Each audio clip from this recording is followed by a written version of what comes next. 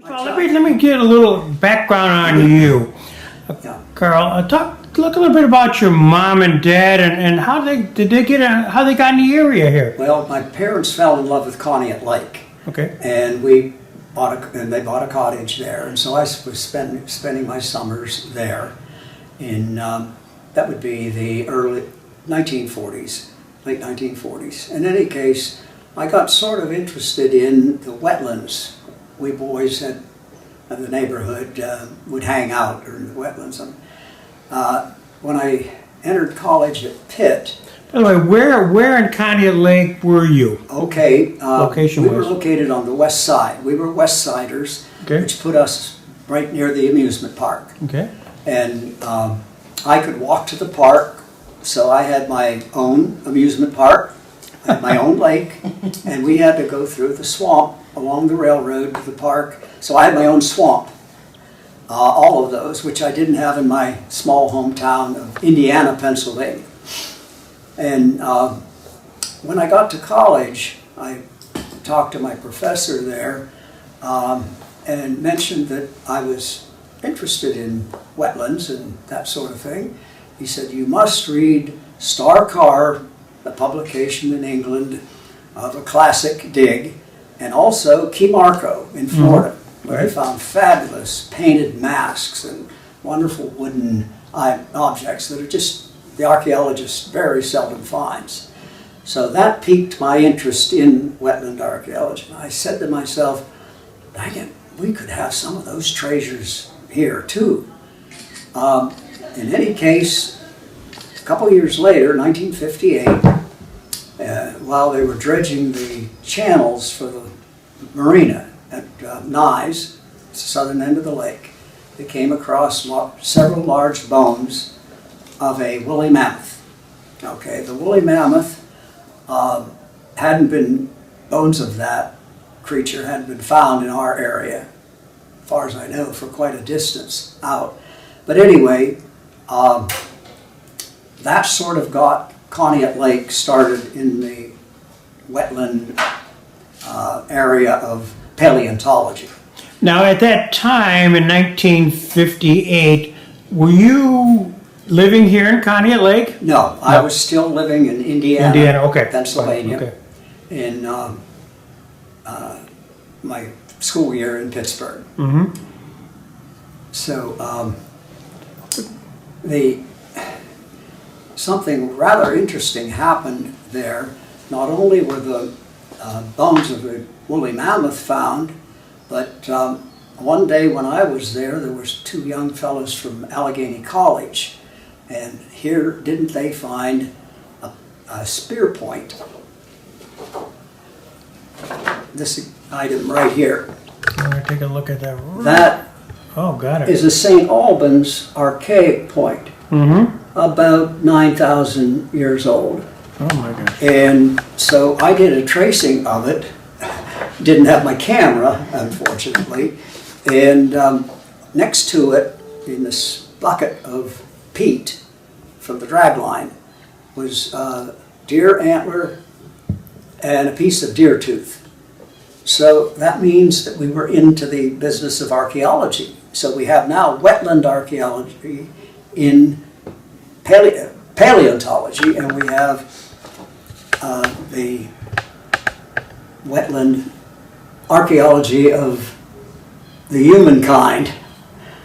And That's so, amazing. So that had your name on it, because that's your crosshairs, right? Is the Neolithic archaeology for the Indians. no, this is prehistoric Native American. Okay. This is the early archaic characteristic, one of the characteristic points of that time period. Archaic, it starts with the Paleo-Indians. This is the name for the earliest folks. And this is the characteristic artifact. That's a spear point called a Clovis point. Yeah. Found first in Clovis, New Mexico. And that's what we were looking for at various sites as we were doing our walking of fields as archaeologists. But that was the ultimate goal. We didn't find anything of that kind around here, but we did come up with this archaic from the very next period in time. This item here was a mammoth tooth that was found by someone water skiing.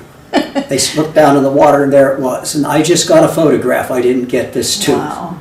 In any case, that's what started everything at Conneaut Lake in terms of both paleontology of what are called megafauna creatures, and also archaeology.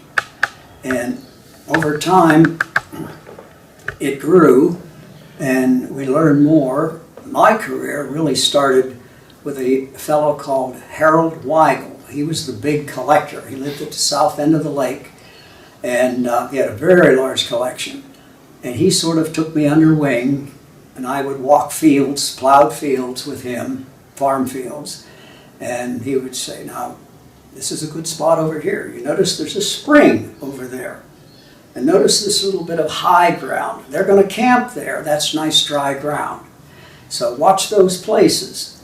And so over time I learned what I hadn't learned from a collector who told me, you know, there's different kinds of arrowheads. The big ones are war points, and the little ones are bird points. Well, that turned out to be totally fallacious, but that's where I started. So there are other time markers, Yeah. points of different types. But As you were walking the fields, and was he able to, I mean, I know he gave you some suggestion, but did he have a sense of that as they were furrowing that you would find arrowheads, and you know that's a good collector point? well, what you did is in the spring, just as soon the plowing was done, you waited for rain. Yeah. You needed rain to expose the artifacts. So right after a rain, I would be out there with Harold, and he would of course be finding quite a few, and I'd be finding one or two here and there. But that's how I got my start with him. Now, my first discovery that I remember, or a little earlier, was in 1949. We were picnicking on Wolf Island when my father found one. That was the first one. It happens to be an archaic point, an early point. They were all called arrowheads at that period in time. Most of them turned out to be spear points, way before the time when the bow and arrow was in place among the natives. But in any case, that was the first, that item was number one in my catalog. I was cataloging things that I found. Fantastic. Did you keep a diary of all this stuff? I kept a diary, yes. I always had a pocket diary with me at all times. I was a typical nerd of that period. Always had to have that notebook right there. But in college, then I did learn that archaeology was quite different than the romantic thing that was made of it in rural areas. And I got my degree there in 1960. But I've always had sort of the good luck to be in the right place at the right time. As it turned out, I was the first of two majors in anthropology at the University of Pittsburgh. The department had just started. And 3 years later, when Marilyn Muir and I graduated as the first graduates of the anthropology program, we had very little competition in terms of accessing professors. We had 5 full-time professors at our beck and call. So yes, I was quite fortunate and quite spoiled in my undergraduate days. Then at what point did you go from Indiana to Conneaut Lake? What's the time frame there? The time frame was we came up about 1945 or Okay. 46. My parents bought the cottage there, and we continued to live in Indiana. It was a college town, and my grandparents lived nearby, and my mother, to drop back in time a little bit, my real interest started in third grade. I wasn't very good student up until third grade when we started, the teacher started the topic of Indians. And I got hooked on Indians. So that year my grades began to pick up a little bit.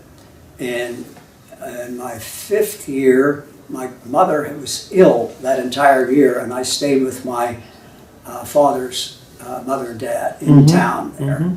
He was a school teacher. In fact, he was a schoolmaster from a small village where they came from to move into Indiana, so the girls could go to the college. In any case, my grandmother was very interested in history of the family. So she took me downstairs, and under the basement stairs was the first museum that I saw.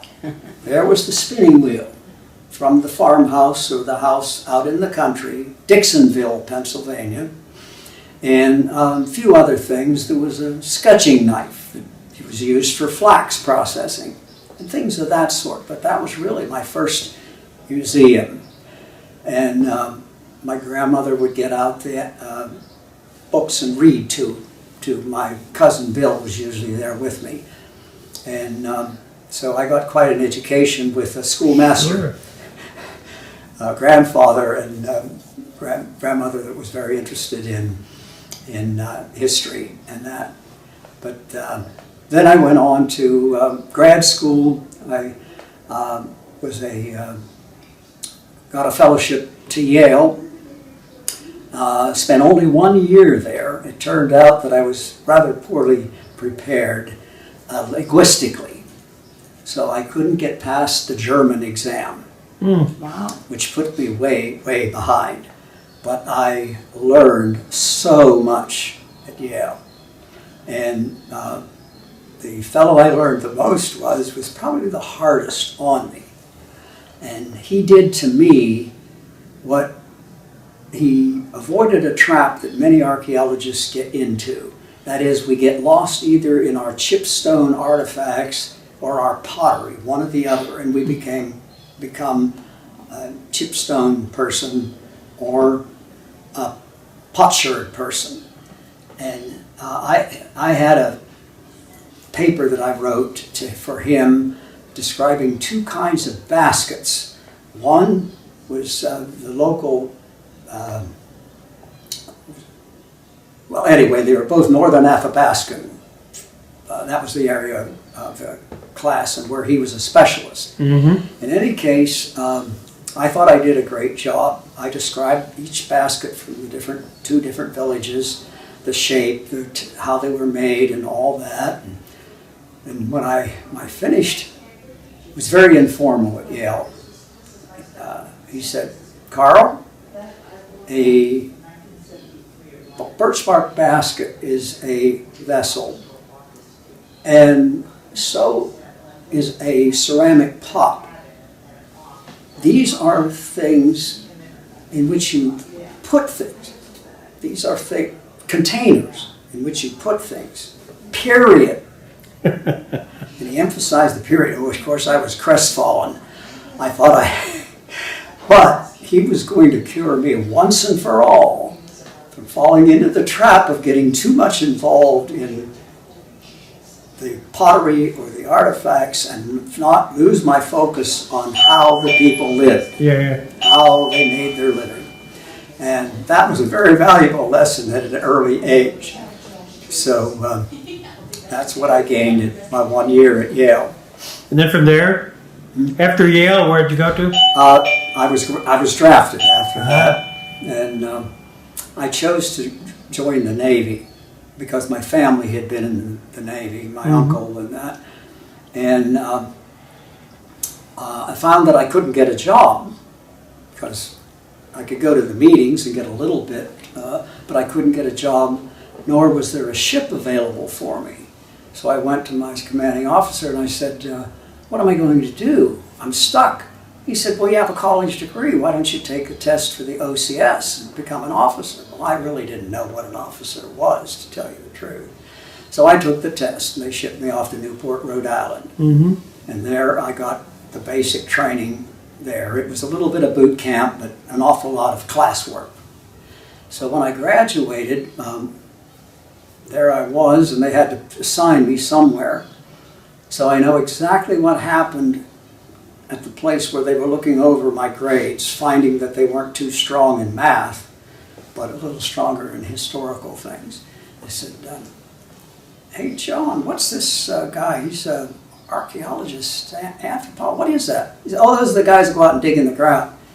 I said, well, what can he do at sea? He says, damned if I know. So he said, well, let's send him over to the military justice school.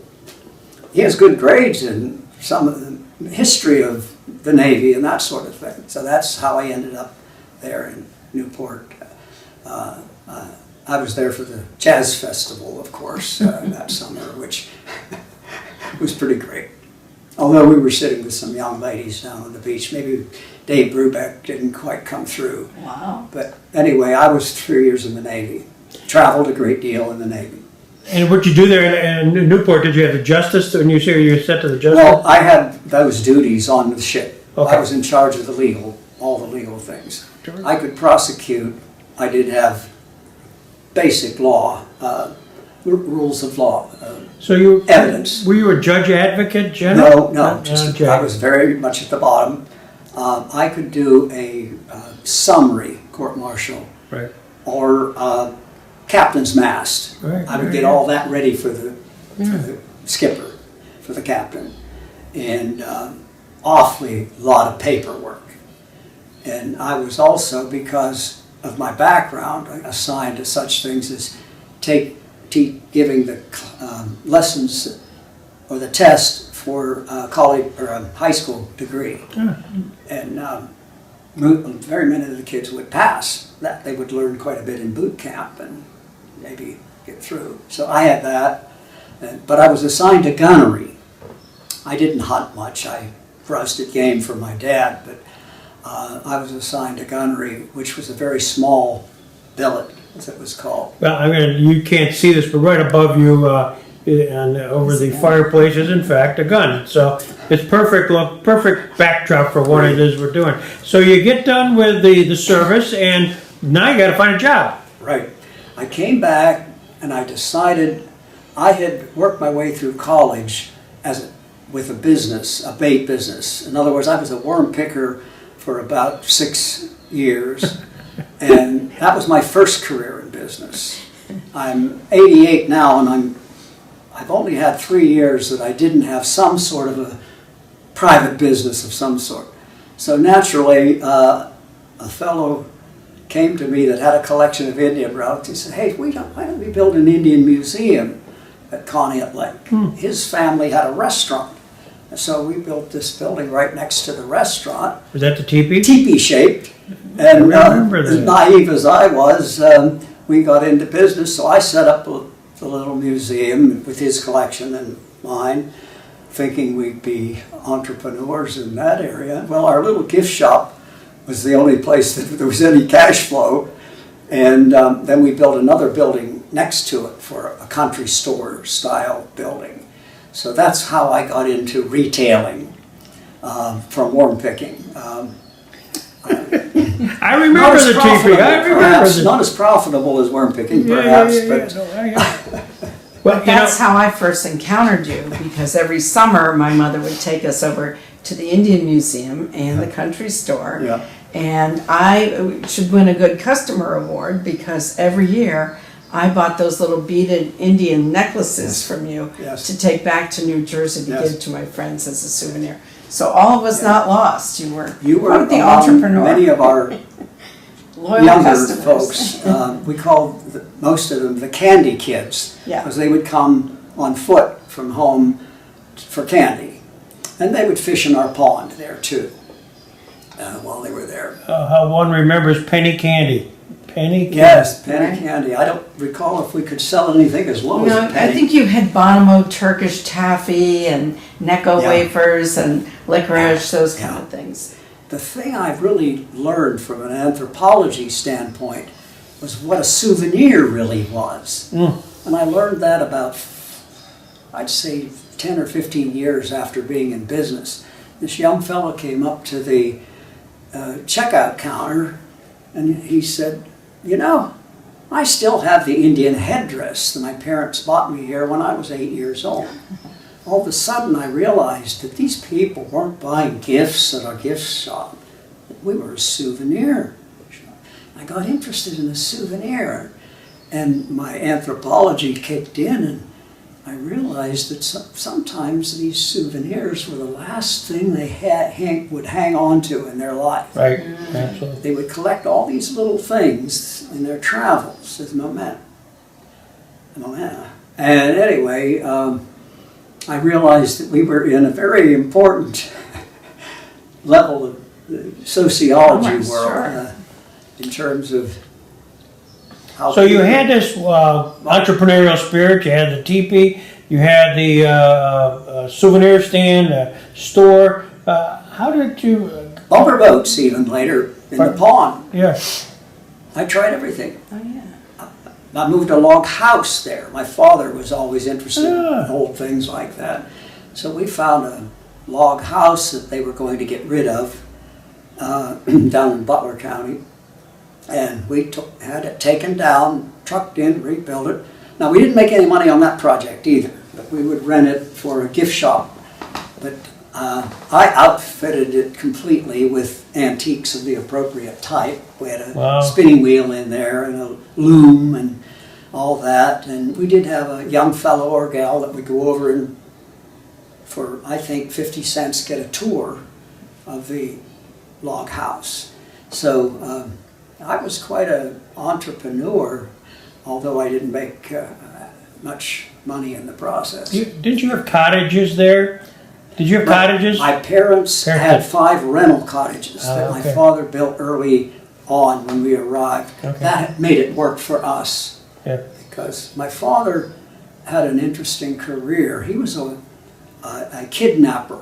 That's what the professional photographers call, a studio photographer would call a photographer that took baby pictures door to door. It was very profitable in the Depression. So my dad started out in the Depression. So I did have a kidnapper father. And in our little neighborhood in Indiana, Pennsylvania, we also had live lions. We had a fellow named Christie who took lions around. Wow. So we did have a rather interesting neighborhood there right next to the college.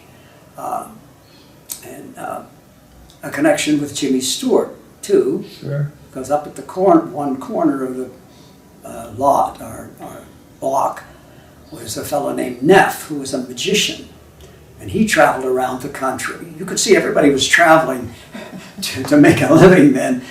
But Jimmy Stewart worked for 2 summers for Mr. Neff, supporting his road show, magic show. Man, you had all kinds of things going on. I can see why you're this entrepreneurial spirit, wherever it would go. And it found form in back here, of course, and that your dad imparted to you. I'm really curious about the mastodon, and ultimately, Cindy had a chance to intersect with you in 1974. Well, actually, I intersected with him when I was a child, like in grade school and junior high, because every summer my family spent the summers over in the Lauderdale Estates area, and every summer we would go at least once or twice to the Indian Museum and the country store. And I remember the log cabin now that you mentioned it.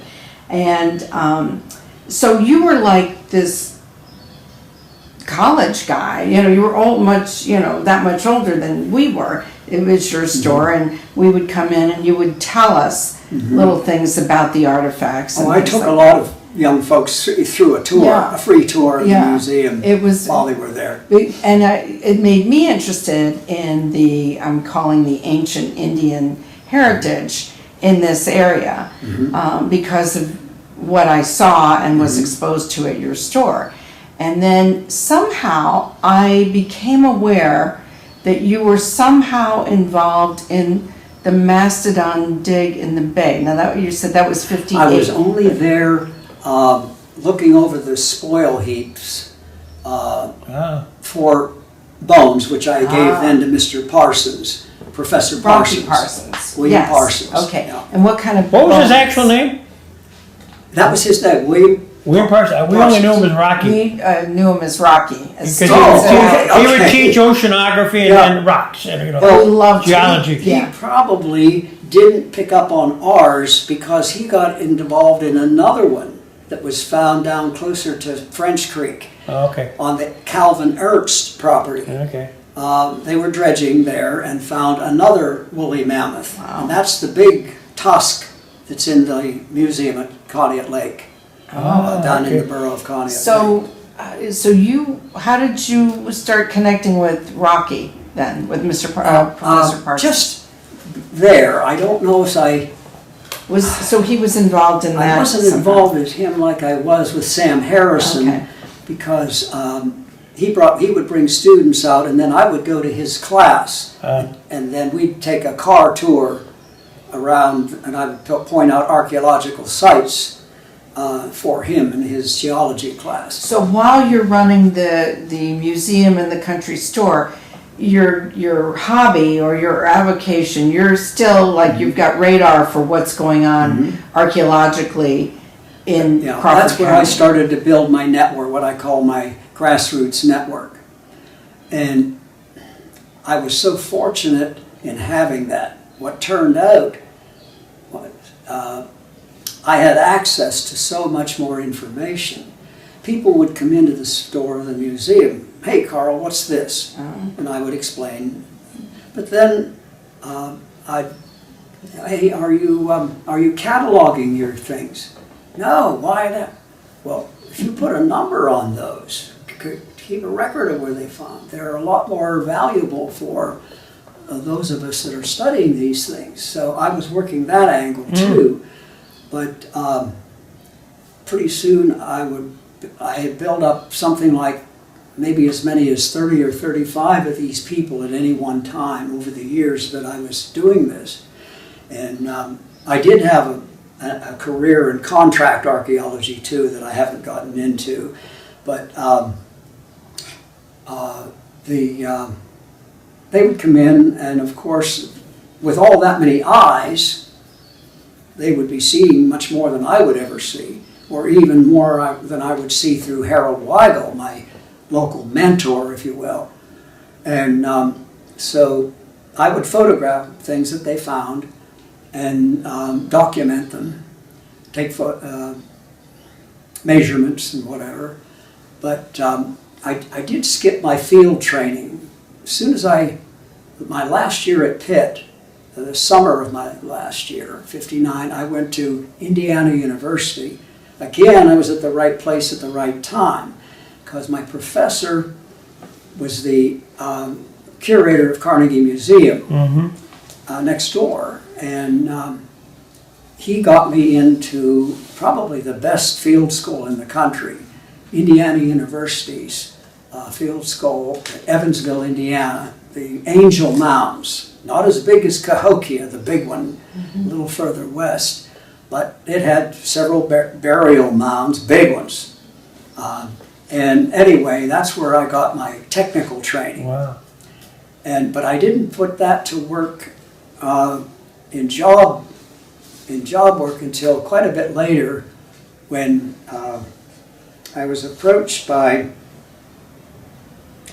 Well, I audited a course at Pitt, and James Adavasio, who dug the Meadowcroft rock shelter, which became internationally well known. And no one believed it was as old as it was for a long time, so he went through quite a bit until it was proven to be as old as what the information was showing. But I got did a little job for him, went out and surveyed something. I didn't have to do any digging, but just gathered some information on a location. These were in support of the 1960s historic preservation laws. They call it the 106 regulation. And that provided an awful lot of work for archaeologists.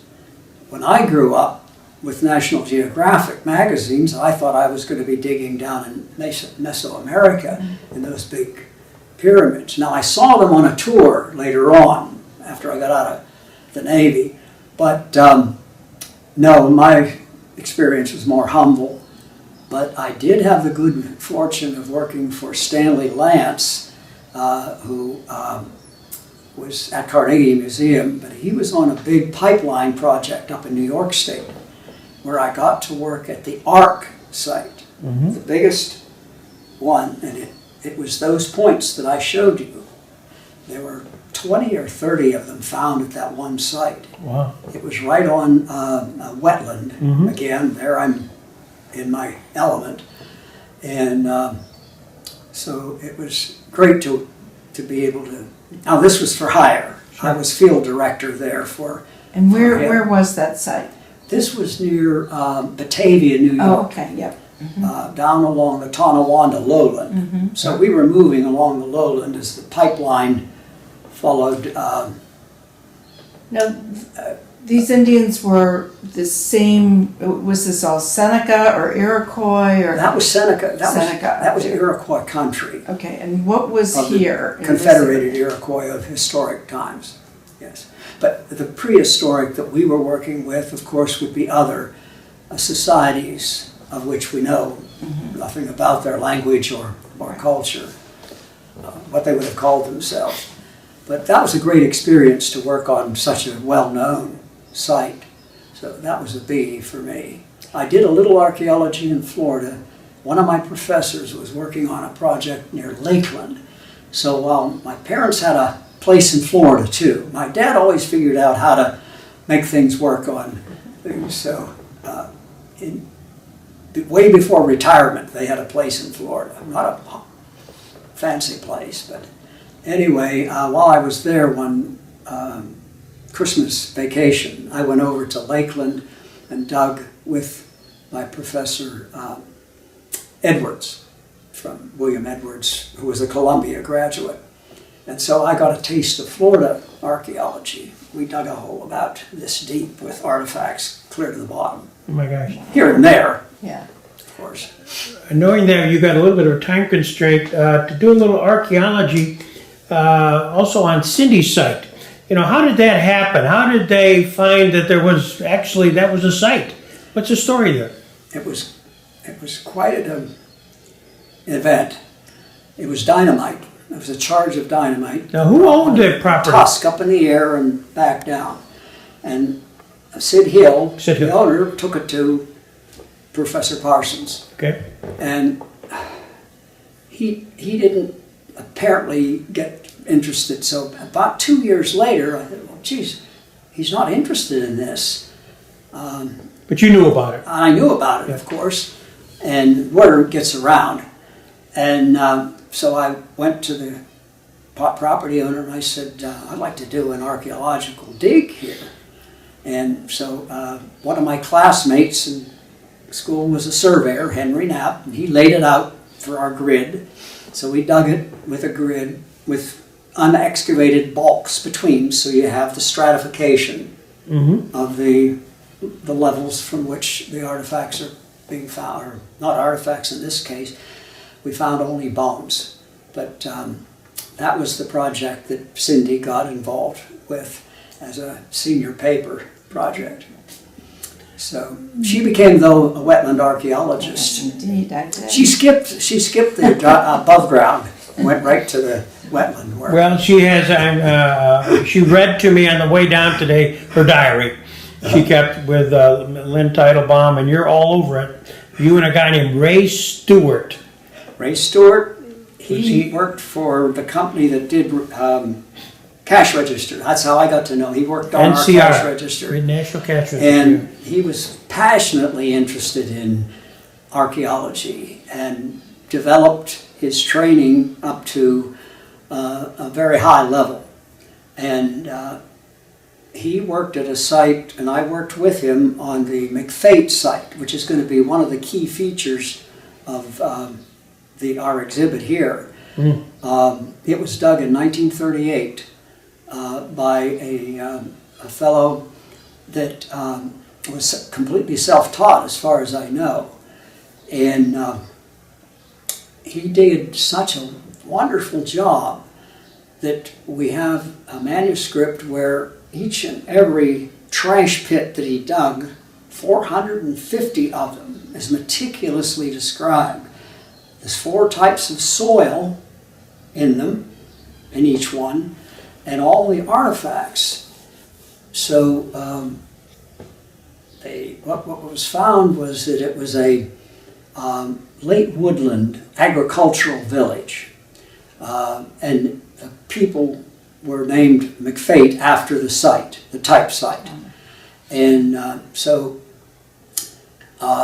what it was a series of wigwam-type houses in a circle. They would be about 15, 18 feet in diameter, with posts set about every foot or so, maybe a little less.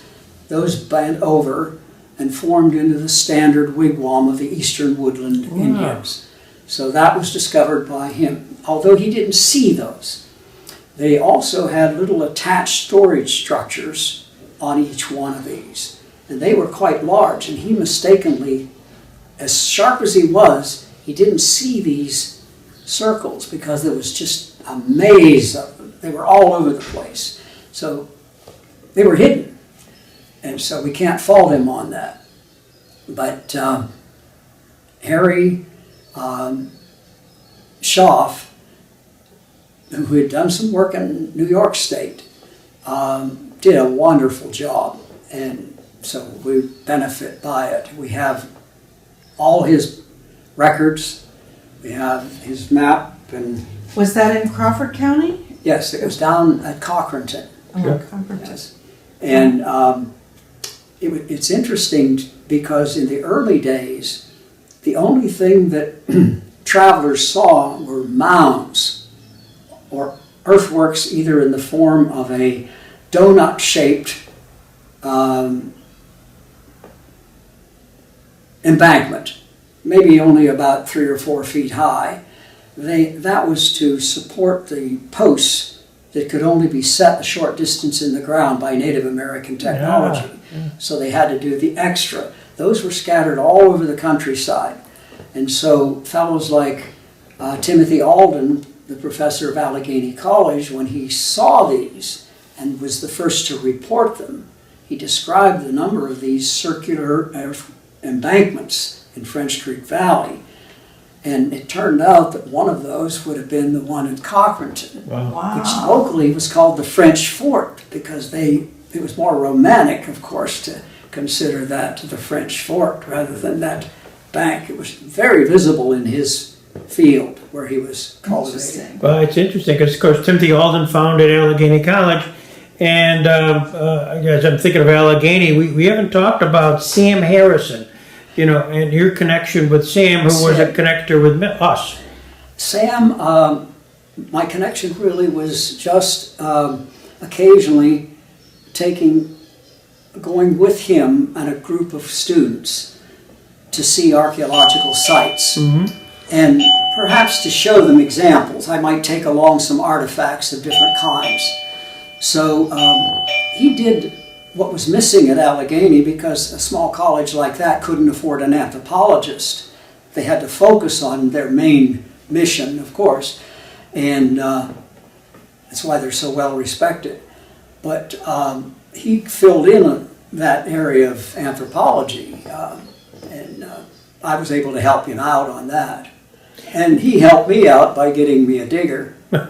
Cindy and Lynn. And in fact, he helped the rest of our family out because he went there, according to the Cindy's diary, one day to check on them to see if they're actually doing it, because this is their independent study, and took pictures. Yeah. And it's those pictures which are currently at Allegheny College to this day. We're going to go from here back up to take them.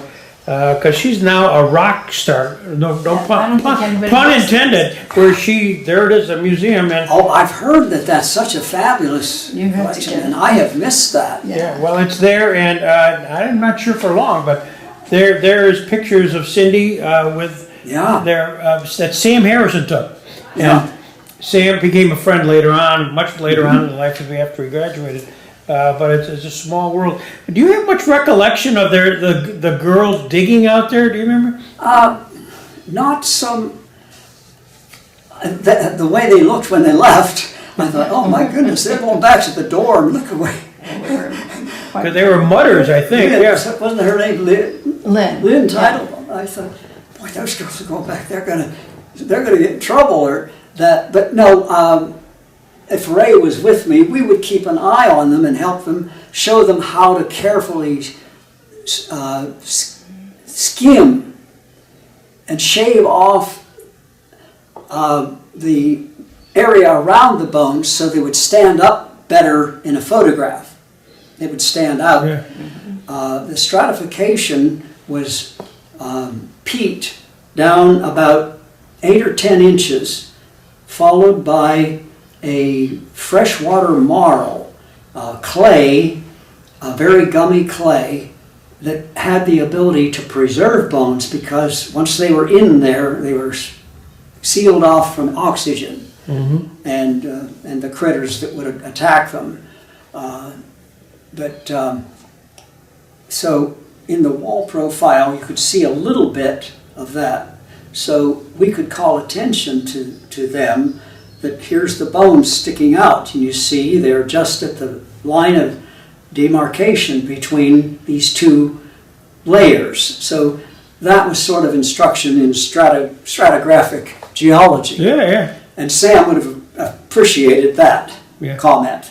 So, and we tried to make sure that they realized how careful they had to be with the trowel to not hit the bones.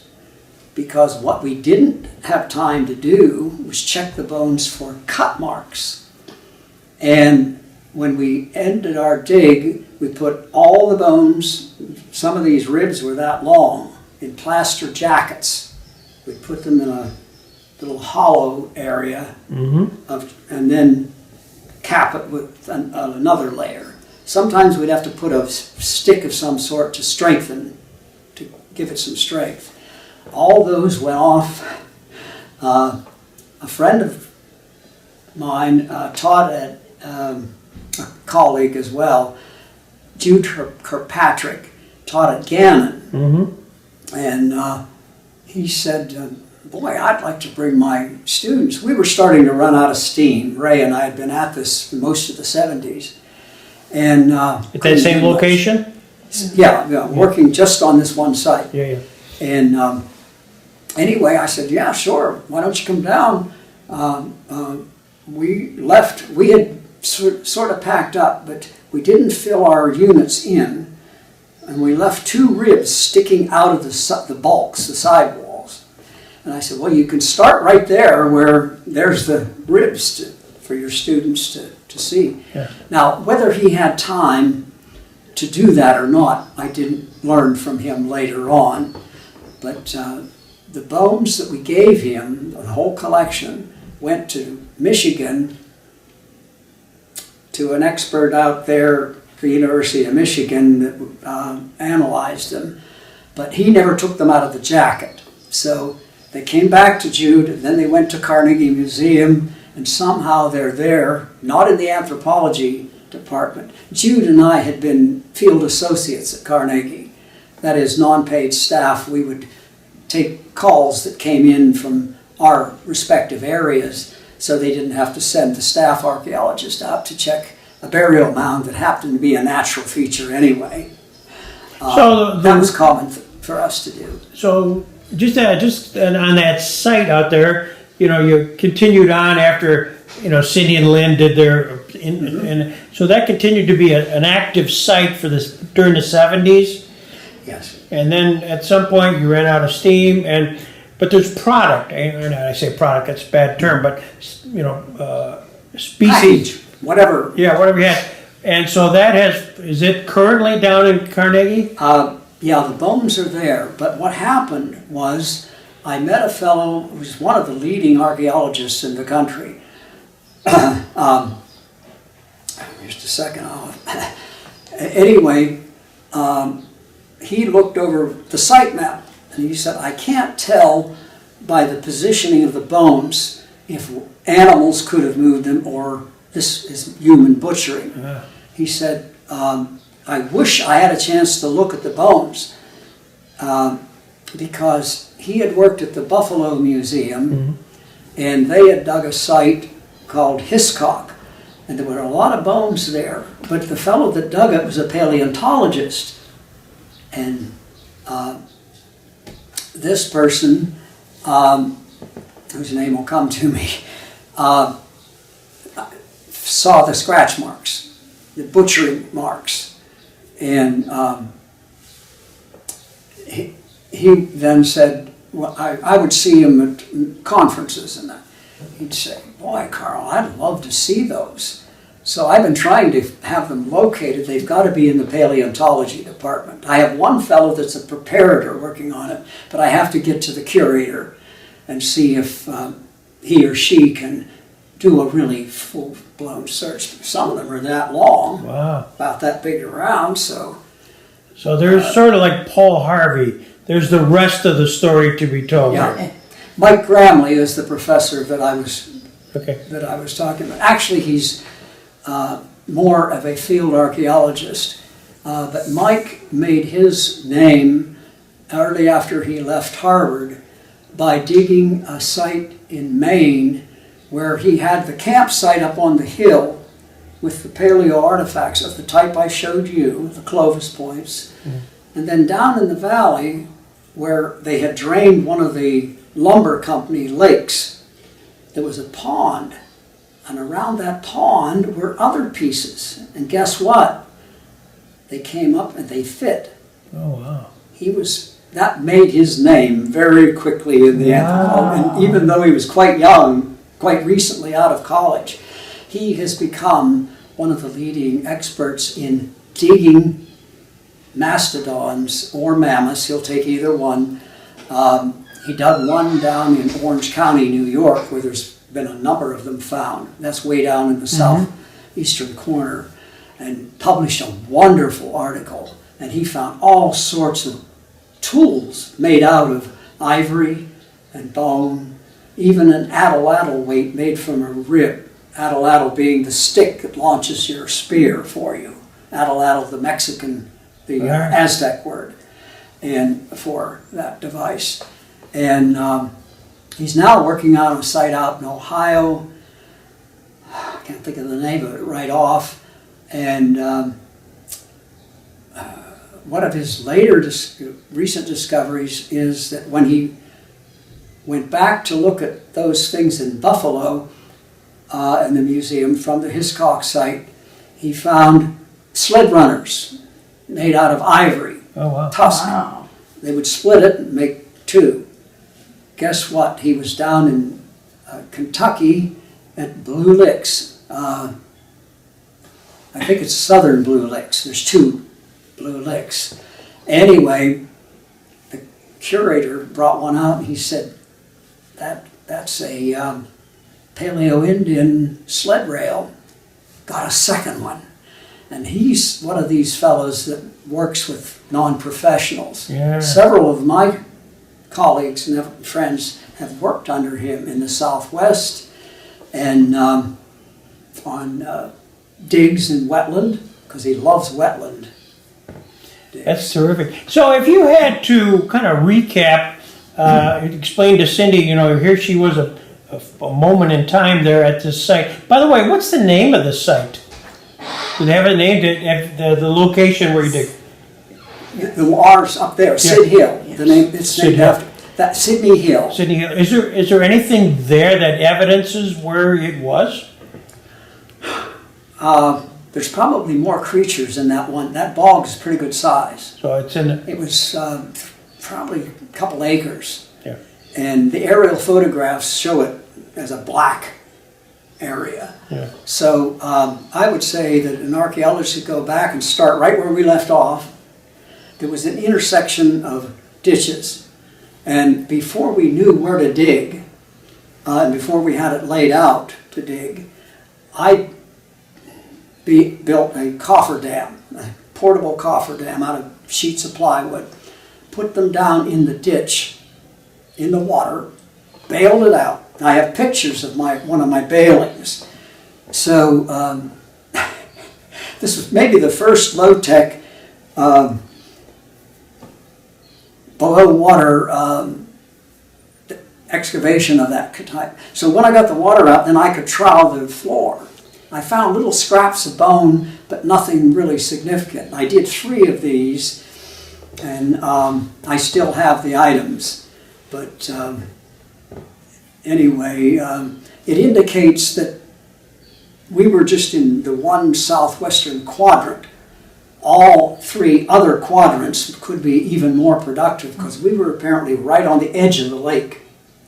There was a little stream coming down there that might have been the source, bringing fresh water.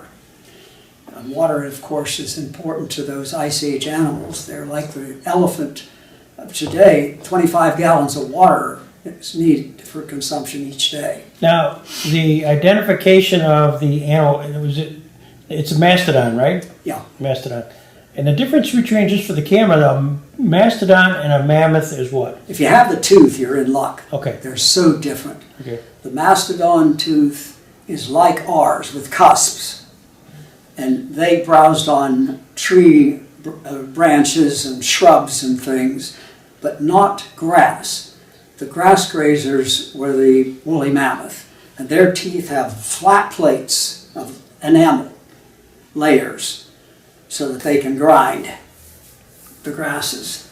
So this being a mastodon, because of the identification of the teeth, what time frame would you suspect that was there? I mean, what's our time frame? The ice melted away. The area was covered by ice clear to about to Butler, Butler County at least.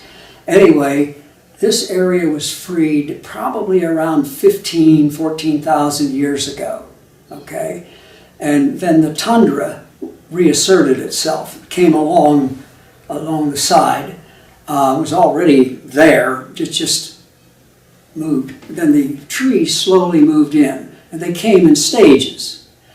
The first Indians, the ones that were called the Paleo Indians, they would be hunting the mammoth, mastodon, but probably the caribou, because there were so many caribou in a herd that you could harvest more meat than you could get even out of one of these gigantic critters.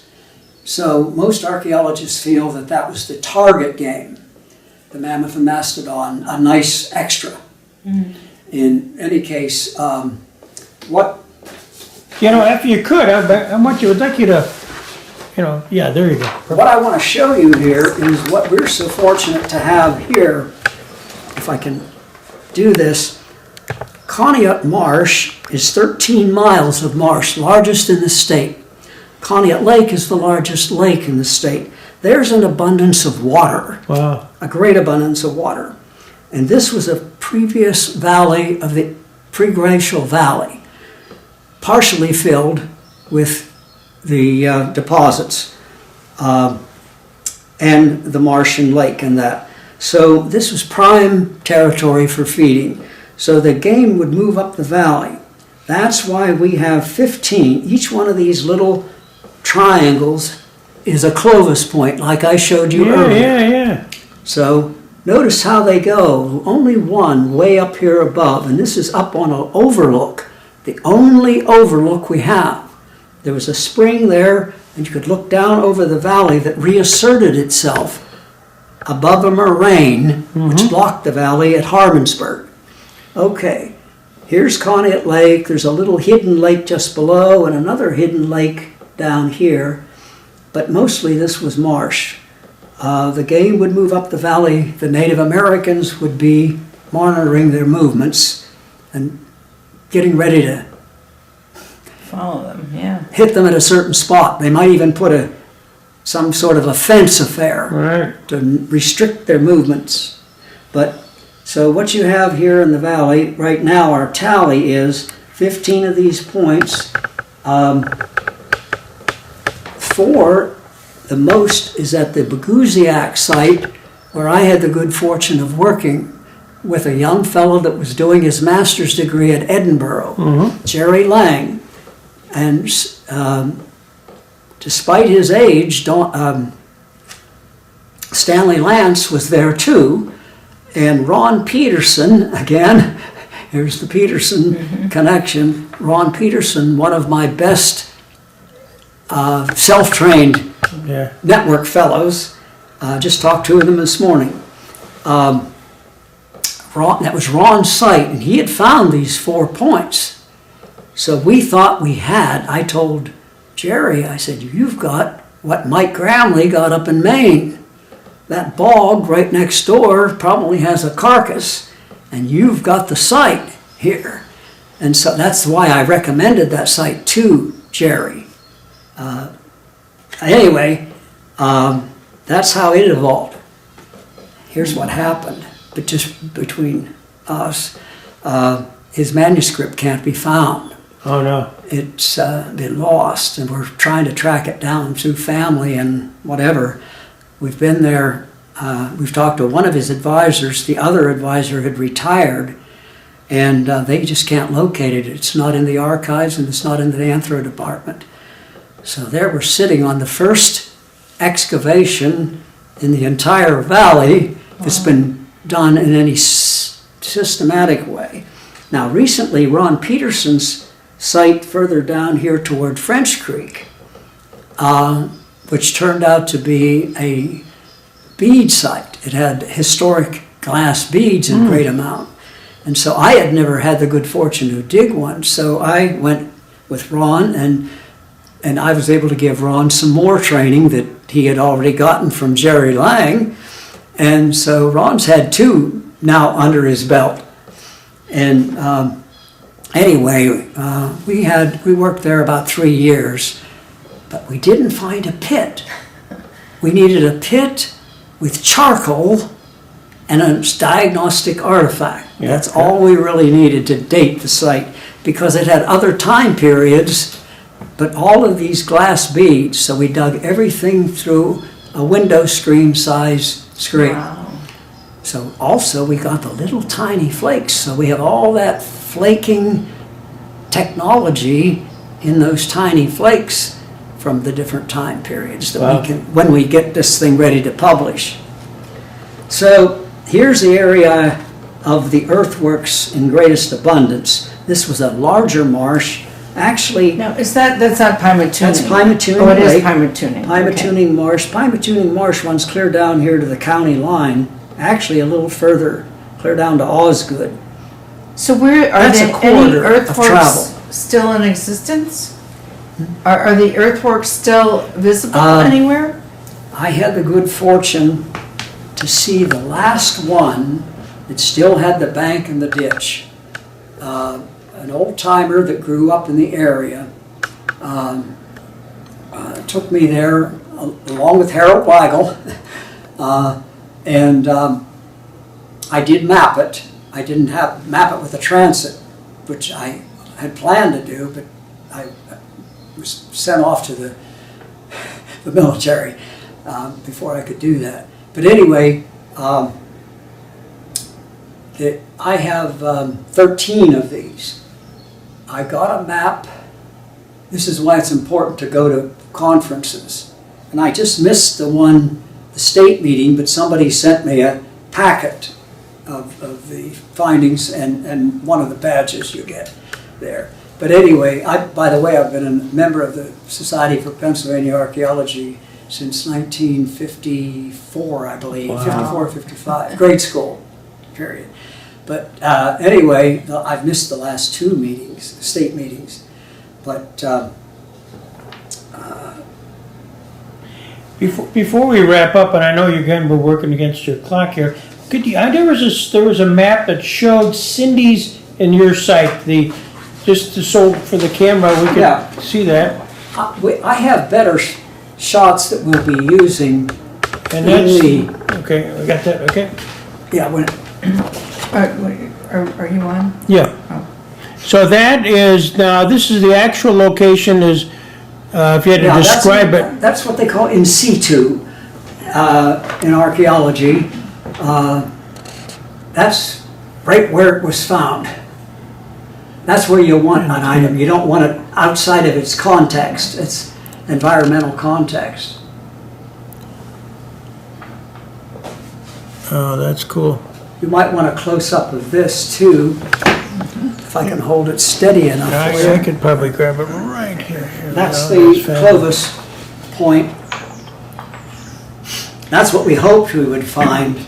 I thought it was interesting too, how you explained that the woolly mammoth and the mastodon, I thought they were different eras, but they're not. They actually almost They were different cohabit. environments, but they Yeah. shared an environment during the later Yeah.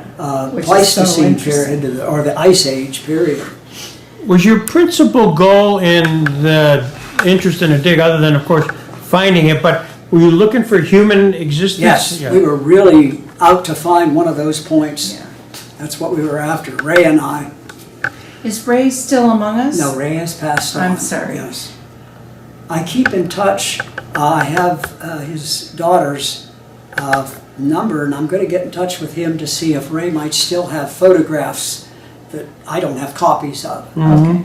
And, I speak about Ray in here and you, so I just want to make sure that if he was still around, that you would extend our greetings. But, okay. Back in the museum, I can show you box after box after box that are Ray's things that came back from the state. All right. We had to turn over the things from the Baldwin Reynolds Museum Well, because they're titled to the state, actually. And but I had photographed them on 2 different occasions when I was working there, helping maybe an intern do some upgrading of the exhibits. Yeah. And so I have those photographs for our museum now. Are you the dean of archaeology? I've been accused of being that, but no. I mean, I feel like I'm in the presence of royalty here. No. For example, when I spent 10 years as board secretary here. So anytime word came in that somebody had a mound or an earthwork, I would go out, or a mound or a artifact, I could go out and check on it. And so that happened later. After I left, I'd get a call from the society here. Most of the mounds you would see are actually glacial cames. They're perfect. They'll be just like this. And the Native Americans out in the other side of Ohio buried in them. And they're called the glacial cane people for that reason. But no, they didn't build them, but they used them. But boy, it was a tough job, because if I had to go out there, I also had to tell the person the bad news. Yeah. It's not. But they sometimes buried in them. Keep an eye on the land around your mound here. Yeah. But don't go digging clear to the bottom, because you're not going to find anything. Well, Carl, thank you. It's noon and we respect your time. So let's just call this phase 1. We thank you so much. Okay, we'll get it later on. I can cover other time periods and other artifacts that are unique to this county. Oh, yeah. We're going to feature in our museum. Well, that's true. Well, she can come down and do a talk. You can bring her, bring her to No, we've got specialist the here. expert Now, here. did I give What I have, you gave, first of all, let me make sure. What? My whole reason for doing this is not to glamorize the career of Carl Burkett. I'm interested in developing more attention in what I call grassroots archaeology. This is archaeology at the very local level. I was talking to Greg about that and how important it is to you.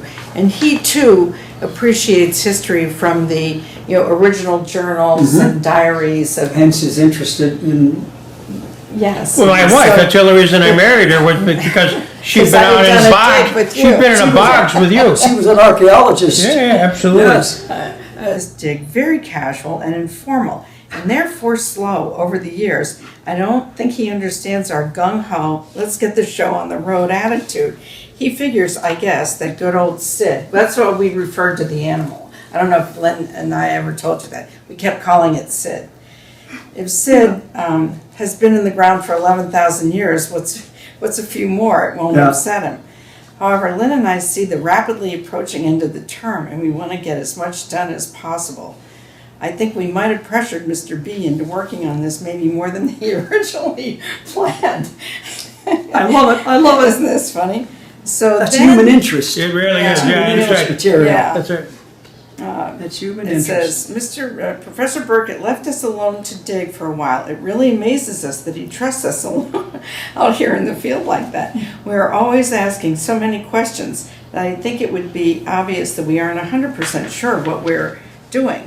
I'm just glad that we didn't come up with anything even semi-valuable, as I would not want to lose his trust. So we obviously respected you, Well- we enjoyed working with you. And at the very end, I said in this journal, and there's some other very funny comments about Yeah. about the others. I said, it's really too bad that the extent of our study now ends here. We only wish we could have begun the project earlier in the term to enable us to get more done, but we were hampered in the beginning by the weather. All in all, this has been a most enjoyable experience and very educational. Through this independent study project, we've been able to learn about and experience a completely new field about which we had no prior knowledge. So thank you from the should be bottom on- of my That heart. should be a video in our museum. Oh, well, we're That should happy be to on comply. video. Oh, yes. Well, there would be Because other, that's human interest. That's right. That's the Yes. actual work in progress. it was amazing. And the experience in See, progress. well, because of you, Yeah. well, I do have a bad reputation, though. good. For what? Because up in New York State and in other occasions, I've been noted to give kisses to the girls. Good for Oh, you. I always goodness. carry We never got any Hershey's. I kisses. carry Hershey's Kisses. Oh, that's cute. That's I cute. always carry Hershey's Kisses. We never got any if you kisses hear that of I'm any critici- kind. If you hear that I'm criticized, it's my passing out of Hershey's Kisses. But I do get a little unusual expressions from the guys. I Oh. don't dare hand them one of these, you see. Well, you brought us coffee. I mentioned it in here too, that you did bring us a snack one time when we were working. Yeah. So anyhow, Well, I that think, was awfully cold when we started up there in April in New York. Yeah, Oh, yeah. we needed those Hershey Kisses, I'll tell you. so there's some discussion about the day that the tooth was found and that you said it was a mastodon. So that may be of Yes, interest to you see, I too. could tell by the shape, the cusp. So Mm-hmm. all I needed was that little piece. That was enough. Yeah. If it would have had that flat surface with all those Yeah. plates, it wouldn't have been that. Well, this Oh, is for thanks you. so much. This is Enjoy. a- I hope you can read it. That I'll be is a happy to help decipher it. if you Historically need. valuable document right there. Well, it's a primary source, if nothing else. Oh, it is. Well, first of all, we got to make sure we get a picture of the two of you. Oh, yes. Oh, yes. And most importantly, I've got to get this back to you so that doesn't get lost in Well, the this will shuffle. be in the, well, actually, I hope to have an even better one than this.